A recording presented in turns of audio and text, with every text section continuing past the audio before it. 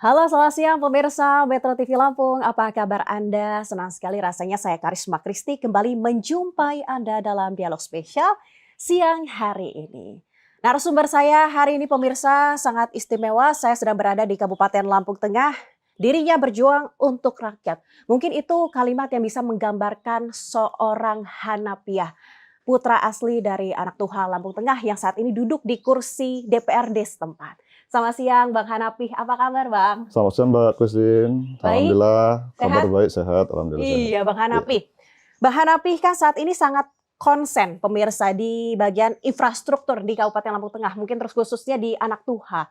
Setelah viral Bang Hanapi, jarang rusak di Lampung Tengah, apakah saat ini sudah ada perbaikan menurut Bang Hanapi sebagai pengawasan di DPRD Lampung Tengah? Seperti apa Bang? Ya, terima kasih Mbak Christine. Saya juga mewakili Kabupaten Lampung Tengah itu di Dapil 4. Dapil 4 ini mencakup 6 kecamatan Mbak Christine ya. Sekarang tadi 5 kecamatan, sudah jadi 6 kecamatan.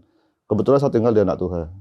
Di Anak Tuha ini kalau untuk infrastruktur jalan, kabupaten ini hampir rusak semua. Bisa katakan rusak semua. Dan ini juga sudah melakukan penggalangan, baik itu saya lakukan untuk membantu supaya bagaimana kendaraan hasil panen ini tidak ada hal yang tidak kita inginkan. Saya juga telah melakukan kerjasama dengan perusahaan yang ada di Dapil 4 ini terutama, seperti perusahaan batu. Saya mengajukan bantuan kepada perusahaan untuk penimbunan, dan itu juga sudah saya lakukan ada 2 tahun sebetulnya. Cuma ternyata sampai saat ini pun pembangunan tersebut masih belum terrealisasi, belum maksimal. Kenapa? Mungkin ya dari satu sisi juga pemerintah juga kan dana mungkin lah ya, mungkin ada masalah pendanaan. Cuman yang saya ini kan udah sekian tahun pengajuan saya.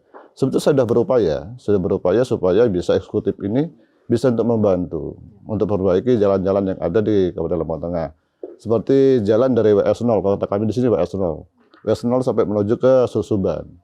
Nah sudah itu ada jalan lagi dari Purwosari yang menuju ke Serikaton. Ini cukup parah sebetulnya. Cuman saya sudah pernah mengadakan penimbunan waktu 2021 kemarin, salah satu penimbunan supaya untuk membantu bagaimana supaya jalan itu atau hasil panen itu bisa berjalan baik.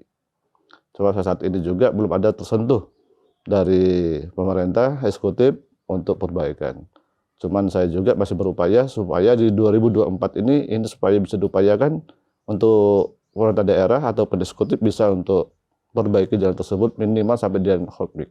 Gitu. Berarti ini selama ini petani sangat kesulitan untuk mengeluarkan hasil pertaniannya. Betul itu Mbak Gusti. Betul, itu sangat susah. Kenapa? Karena jalan tadi. Jadi walaupun harga ini mencukupi untuk kepentingan masyarakat atau hasil panen, cuman ya dengan keadaan jalan ini nggak mau kan ada ongkos muat barang ataupun sampai tenaga-tenaga yang cabut singkong pun itu akan terjadi pengurangan harga.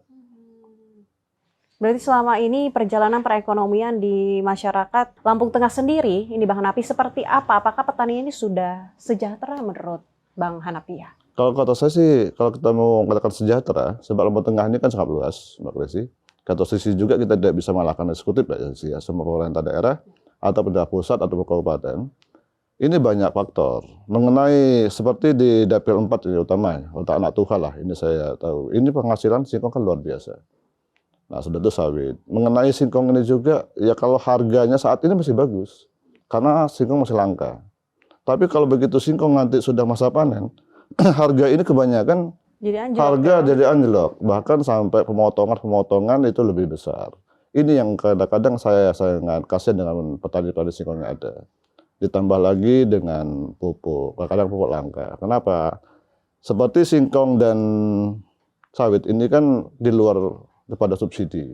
Dia kan masyarakat ini mengharapkan supaya pupuk-pupuk ini supaya bisa masuk subsidi juga. Ini yang masyarakat sering minta kepada kami sebagai pengawasan ataupun sebagai pemerintah daerah.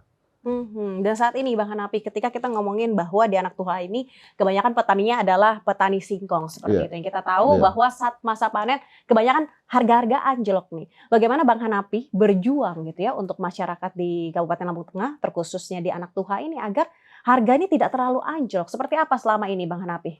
Nah ini sebabnya saya upayakan. Waktu itu pas saya juga di tahun 2000 14 nggak salah Mbak Kristi, saya sudah berupaya waktu itu dengan Pak Mustafa supaya harga singkong ini supaya bisa naik. Dan alhamdulillah waktu itu dinaikkan dengan perusahaan.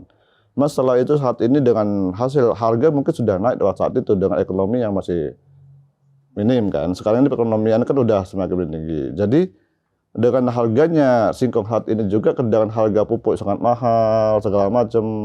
Sudah itu harga pembersihan juga dengan alat-alat semprot yang sudah mahal. Mungkin dengan harga sekarang ini juga minim lagi. Nah itu yang saya upayakan dan saya juga sudah pernah musyawarah dengan kami fraksi Nasdem sendiri berupaya sudah pernah melakukan supaya penaikan harga ini ataupun hasil tani ini bisa diutamakan oleh perusahaan. Jangan sampai dengan harganya nanti panen ini ternyata sudah meludak, ternyata harga singkong diturunkan ataupun terlalu banyak eksplorasinya yang dipotong sangat tinggi. Jadi Cuma kami tetap berupaya. Iya, jadi ini mengecewakan petani juga jadinya ya. Betul Mbak Ya. Desi. Baik Bang Hanapi. Kita ngobrol terkait petani Bang Hanapi dan kita akan kembali lagi tadi ke infrastruktur. Bang Hanapi kan sudah berusaha untuk bisa bertemu dengan para perusahaan. Seperti apa tanggapan mereka ketika Bang Hanapi mendiskusikan terkait infrastruktur di Lampung Tengah? Ya sebetulnya sangat bagus. Seperti saya yang mendirikan waktu itu kan saya yang bantu nih. Batu yang jalan saya timbun pakai batu sabes segala macam. Ya sangat antusias masyarakat. Sangat membantu bahkan sampai 1 hari 2 hari itu sampai digotong royong ke masyarakat. Mereka juga berterima kasih kepada kita. Apalagi kalau jalan ini bisa diperhatikan oleh eksekutif. Akan lebih berterima kasih kembali katanya. Terus kita ngomongin infrastruktur harus ada penganggaran. Betul. Ketika ngomongin penganggaran, tentu ini juga menjadi salah satu tupoksi dari DPRD. Seperti ada penganggaran dari infrastruktur sendiri selama ini seperti apa, Bang Hanapi? Ya, anggaran itu begini. Ya, itu bagus juga, mengenai anggaran. Kita ini, saya sebagai anggota Dewan Kabupaten Lampung Tengah, ini kan saya rekrut dari 2020 kemarin sampai saat ini sebagai anggota Dewan. Dan kita ini kan ada permasalahan COVID waktu itu sampai 2020 sampai dengan 2022 kemarin kan COVID. Nah setelah itu ada pemotongan lagi dengan PMK. Sehingga APBD Lampung Tengah ini kebanyakan pemotongan tersebut. Cuman insya Allah di tahun 2024 ini kan sedikit aja pemotongan yang saya dengar.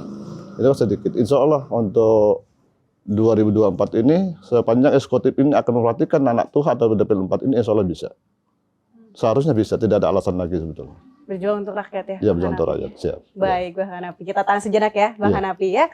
Pemirsa Metro TV Lampung, perbincangan saya bersama dengan Hanapiah akan segera kembali. Tetaplah bersama kami.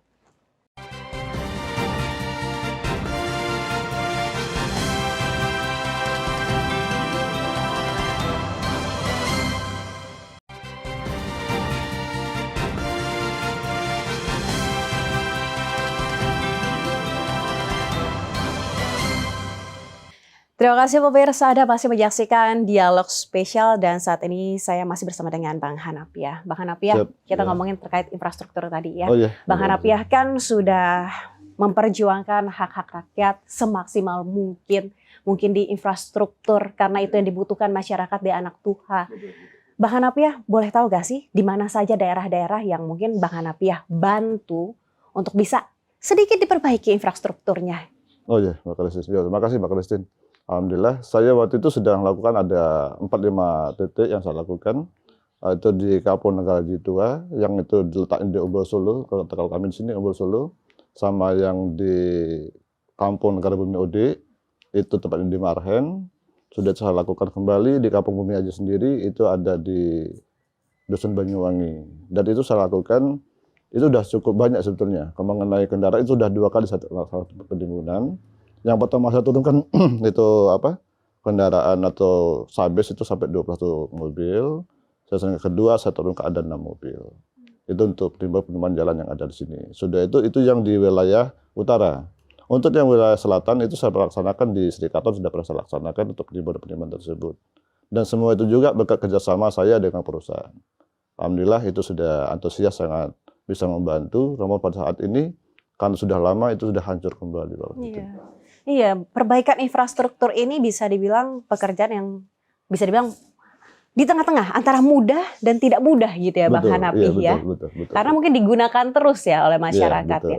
Boleh tahu nggak Bang Hanapi, ada nggak kenangan yang mungkin membekas di hati Bang Hanapi, di pikiran Bang Hanapi terkait keluhan dari masyarakat tersendiri? Ya waktu itu begini Mbak Desi, itu awalnya saya bergerak ke situ karena waktu saya dapat telepon dari masyarakat Umbul Solo, Banyuwangi, dan Marhen.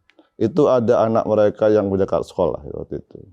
Nah, berkat sekolah, mau sekolah kan di sini kan SMP-nya nggak ada, cukup kadang di Susuban, bahkan sampai ke Seperti Agung. Itu ada yang jatuh dari kendaraan dengan keadaan seperti dengan jalan yang cukup parah. Kebetulan waktu itu ada air itu sangat banyak lah, menggenang lah situ, sehingga mereka ini pulang nggak di sekolah. Itu yang sangat nggak bisa saya lupakan. Nah, peristiwa itulah yang menarik hati saya, bagaimana supaya jalan bisa bagus. Dan sampai saat ini juga ternyata saya katakan tadi, semua itu masih belum terlaksana oleh pemerintah daerah. Cuma saya tidak pernah mau mundur, saya tetap akan mengajukan terus sampai itu bisa terbangun oleh pemerintah daerah. Terbangun dengan mantap ya, jalan yang Siap, mantap ya, tentunya itu ya Bang tujuan Hanapi saya, ya.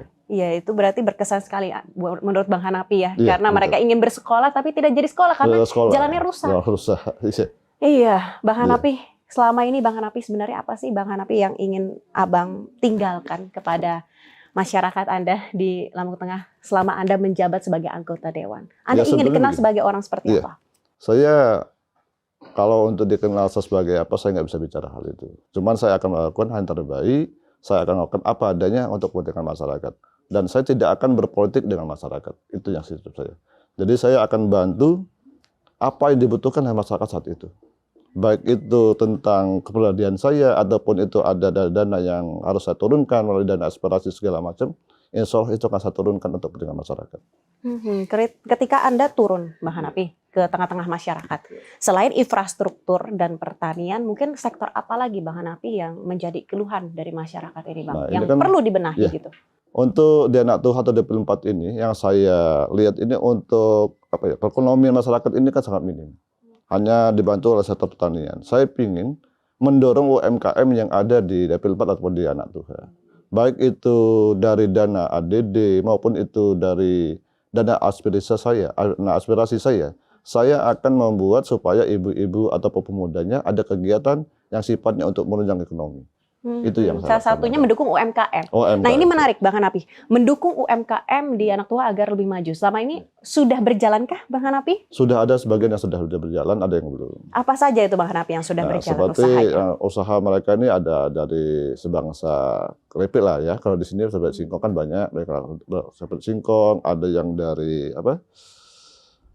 usaha payah itu, sudah itu lagi ada ibu-ibunya, ya banyak hal lah sebetulnya sudah saya dorong.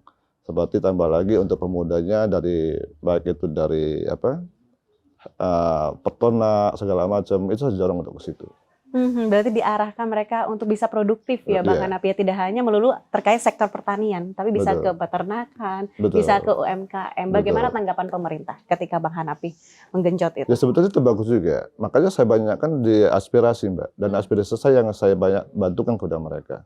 Sebab kalau kita mengambil dari dana-dana APBD atau dana pemerintah, ya saya lihat itu dari spektur juga mereka masih kewalahan.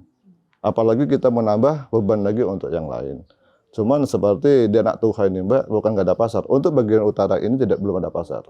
Saya sudah pernah bincang-bincang sama ketiga kepala kampung dan disaksikan oleh tokoh masyarakat. Saya upayakan bagaimana masyarakat ini ada tanah yang akan dihibahkan. Bahkan saya harus menyiapkan supaya itu bisa jadi pasar. Ini permintaan mereka. Dan insya Allah saya juga akan siapkan dana aspirasi saya untuk membantu untuk bisa terwujudnya pasar tersebut yang ada di Anak Tuh. Berarti selama ini mereka kemana Bang Hanapi kalau ingin mencari kebutuhan? Ke Bandar Jaya, Pak. Ke Bandar Jaya, Seperti Agung. Gitu. Jadi Anak Tuh ini bukan jaraknya cukup jauh ya Bang Hanapi? Cukup jauh sebetulnya. Bandar Jaya dari sini sekitar 25 kilo. Jadi kasihan sama mereka. Apalagi tunjang lagi dengan eksportor yang sangat jelek seperti ini. Kasihan sama mereka. Tapi sampai detik ini belum ada pasar di sini. Ada satu pasar di Anak Tuh. Hanya ada satu. Nah, itu di bagian selatan. Untuk bagian timur utara sini belum ada Belum pasar. ada. Nah, cuman saya sudah pernah bicara dengan kepala kampung. Ada 3 kepala kampung saya bicarakan dan disaksikan oleh tokoh-tokoh sama tokoh-tokoh pemuda. Dan ada salah satu yang siap untuk menghibahkan tanah sepanjang itu untuk kepentingan pasar atau kepentingan masyarakat. Dan saya sudah berjanji juga dana aspirasi saya akan saya turunkan ke situ demi terwujudnya pasar ini. Itu harapan saya kepada. Bang Hanapi, saya lihat Bang Hanapi tidak segan-segan untuk mengeluarkan dana aspirasi Iya. pribadi seperti itu. Nah, apa yang mendorong Bang Hanapi? Dorong saya gini, Pak. Saya ini kan memang orang petani, orang kecil. Jadi saya merasakan hidup seperti itu. Jadi saya tidak bisa mengelak hidup saya dulu mungkin lebih parah daripada mereka. Saya nggak mau hidup mereka seperti saya di zaman dulu. Ini yang buat saya tidak bisa lupa dengan masyarakat. Dan saya sudah katakan tadi, saya tidak pernah akan berpolitik kepada masyarakat. Namun saya akan melakukan yang terbaik untuk mereka. Itu. Baik, terima kasih Bang Hanapi. Kita akan lanjutkan lagi ya Bang Hanapi ya. Ya. Pemirsa Metro TV Lampung, Anda jangan kemana-mana karena sesaat lagi kami akan segera kembali. Tetaplah di Dialog Spesial.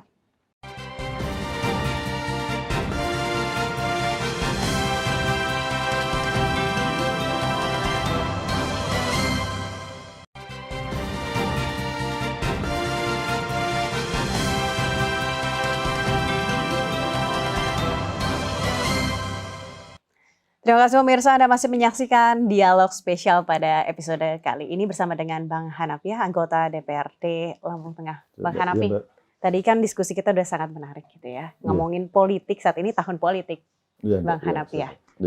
Bentar lagi 14 Februari, nggak kerasa ya Bang Hanapi ya, kita akan lakukan pencoblosan gitu ya. Tidak hanya presiden, ada DPR RI, ada DPRD kota, kabupaten, DPRD provinsi, bahkan ada DPD RI. Seperti apa arahan dari Bang Hanapi saat ini? Apakah masyarakat ini sudah paham betul terkait pemilu mendatang nanti? Ya, mengenai pemilu yang akan datang ini begini Mbak Christine. Itu kan sudah pernah waktu tahun 2019 sudah melakukan seperti ini.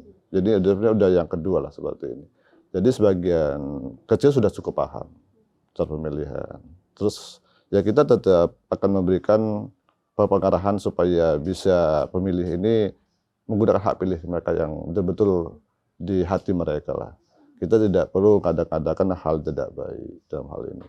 Ya seperti saya juga sering turun ke bawah. Sebab itu memang dari jiwa saya. Jiwa saya ini memang sering bermasyarakat. Jadi saya akan memberikan pengertian soal pemilihan yang baik untuk kepentingan masyarakat. Nah itu yang saya ini. Seperti sekarang kita ini kan ada 5 lembar nanti nih. Ada dari kabupaten, provinsi, pusat, DPD, dan presiden. Nah ini yang harus saya beri pengertian kepada mereka supaya mereka tetap bisa ada hak pilih mereka ke TPS. Ya kita laksanakan itu supaya tidak terjadi banyak yang golput lah intinya. Supaya betul-betul bisa melakukan hak asasi mereka untuk melakukan pilihan mereka. Bang Hanapi, ketika ngomongin politik Bang Hanapi, ini mungkin masyarakat dengan banyaknya informasi terkadang menggiring opini-opini, menggiring mereka untuk terprovokasi gitu ya Bang Hanapi. Bagaimana ajakan Anda agar mereka tidak mudah terprovokasi dengan banyaknya berita-berita yang beredar saat ini dengan sangat mudah ya, dengan perkembangan saat ini. Seperti apa Bang? Nah itu yang saya sering katakan untuk masyarakat level 4 atau khusus anak Tuhan, kita jangan cepat mau kena provokasi orang. Apalagi hal-hal yang sifatnya berpolitik. Politik itu begini, masalahnya orang ini kebanyakan berpolitik menggunakan hak, segala hak, segala cara. Kalau saya tidak, saya akan menggunakan apapun yang saya lakukan demi untuk kepentingan masyarakat. Saya tidak akan mudah berjanji kepada mereka. Yang saya dengar ini terlalu banyak janji muluk yang akan dijanjikan oleh masyarakat. Dan ini saya minta kepada seluruh masyarakat level 4 atau khusus anak Tuhan, supaya ini jangan dapat kena provokasi hal-hal yang seperti ini.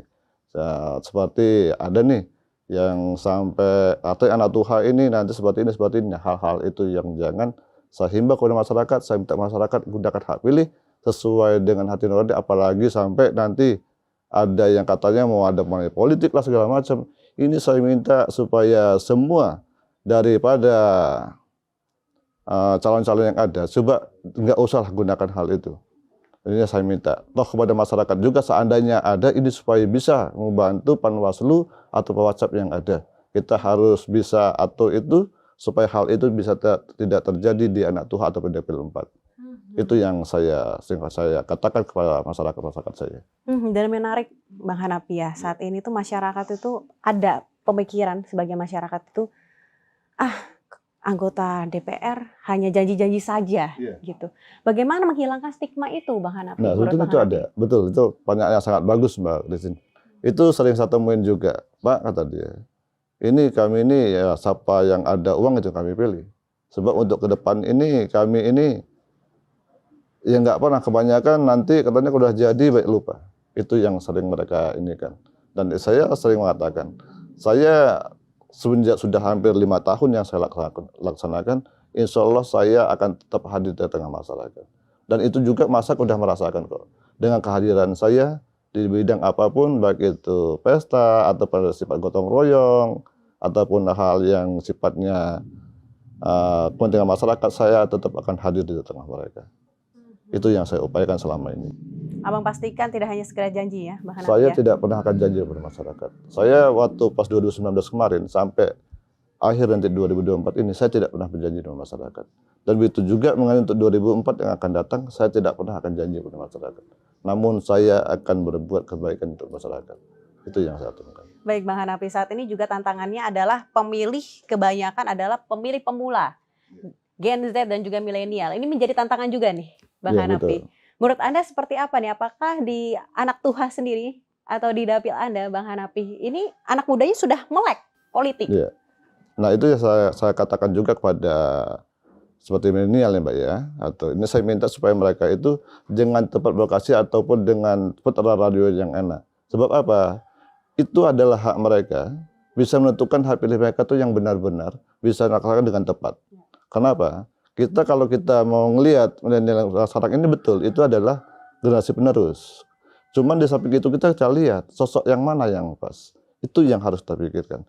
Jadi jangan sampai nanti mereka sudah menentukan pilihan mereka, ada penyelesaian, ada penyesalan di hari kemudian. Ini yang saya pacukan kepada mereka. Bisa lah lihat sosok-sosok yang pas, yang betul-betul bisa mengabdi dan bisa untuk negara ataupun untuk dapil 4 ataupun untuk provinsi atau untuk pusat.